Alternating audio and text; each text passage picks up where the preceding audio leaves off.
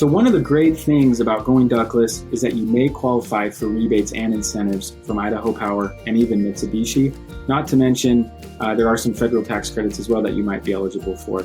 So in addition to increasing your comfort, breathing better, and saving money every month on your utility, you could also get a rebate. Here at Shanco, we'll make sure that all the rebates and the incentives that you qualify for, you're going to get. And it's not one of these deals where we say, hey, there's all these rebates, and then you have to do all that paperwork yourself. We actually have a designated person in the office that she knows these incentives frontwards and backwards, and she can help with every single step of the way. And a lot of times, all we need is just your signature on the form.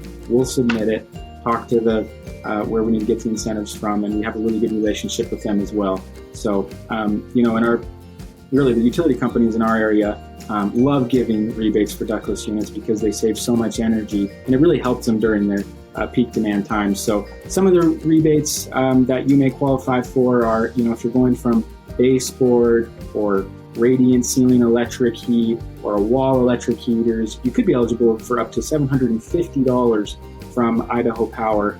We can come out and help you see if you qualify for that or not.